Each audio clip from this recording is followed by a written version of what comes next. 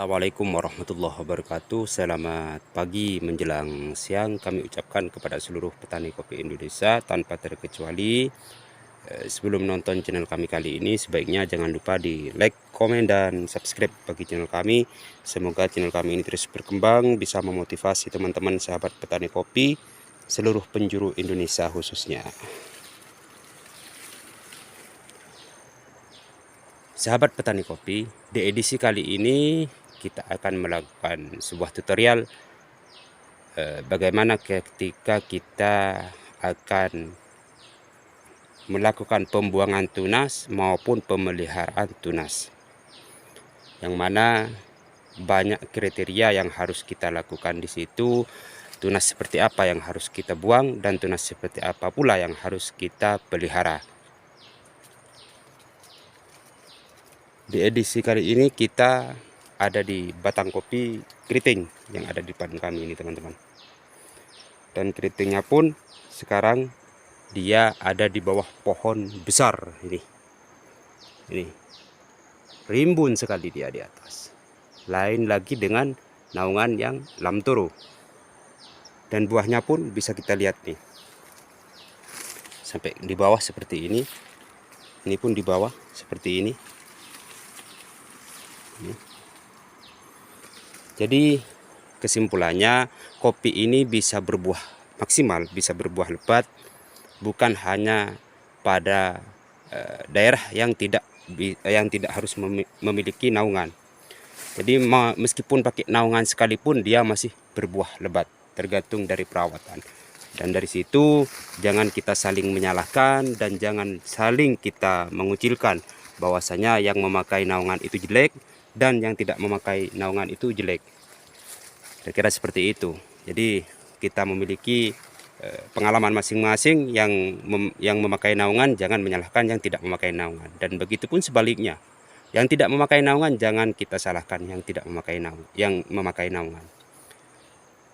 Kita bahas terlebih dahulu tunas seperti apa yang harus kita lakukan pembuangan untuk batang kopi sambungan. Nih, buahnya seperti ini di bawah. Yang pertama yaitu tunas ini tunas air. Tunas air yang harus kita bahas terlebih dahulu dari tunas yang harus kita lakukan pembuangan dari tunas air seperti ini. Jadi tunas yang tumbuh pada batang kopi yang seperti ini harus kita lakukan pembuangan karena sudah kita memiliki sambungan dari tunas ranting. Jadi kalau sudah kita sambung kebun kita, makanya kita harus lakukan pembuangan tunas-tunas air yang seperti ini. Saya memakai Liberica ini, teman-teman, pakai Robinson. Dan pembuangan seperti ini jangan kita lakukan pembuangan memakai gunting, teman-teman. Kalau ini dilakukan pakai gunting, ini tumbuhnya akan lebih banyak lagi nanti. Jadi kita sempal aja pakai tangan seperti ini. Nah, seperti ini. Jadi kalau pakai gunting ini tidak keikut semuanya, teman-teman. Jadi dari bekas guntingan yang seperti ini akan menumbuhkan tunas-tunas baru nanti. Dan itu pun tumbuhnya akan lebih banyak. Jadi kita buang ke semuanya tunas yang sudah ada di batang kopi atau tunas air. Ini di bawah lagi. Kita buang. Kalau sudah selesai seperti ini, sudah selesai, teman-teman, di tunas air. Jadi kita pindah pada tunas yang sekiranya akan menutupi as seperti ini. Ini asnya. Ini banyak tunas-tunas balik, teman-teman. Jadi kita buang yang kecil-kecil terlebih dahulu dan yang di bawah. Dan yang tumbuh pada sirip seperti ini. Yang tumbuh seperti ini kita buang. Seperti ini kita buang. Untuk pengganti yang ini kita persiapkan dulu. Nih, raja yang seperti ini. Yang kecil-kecil kita buang. Yang tumbuh pada sirip-sirip dari tunas raja. Itu yang harus kita lakukan pembuangan. Terus bahan yang balik seperti ini, ambil gunting dulu, teman-teman, pakai gunting. Kalau tunas seperti ini tidak sama dengan tunas air.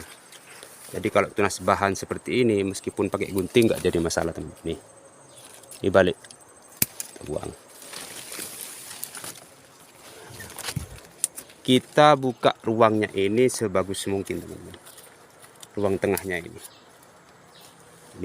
Ini harus kita lakukan pembuangan karena akan menutupi batang kopi ini sendiri.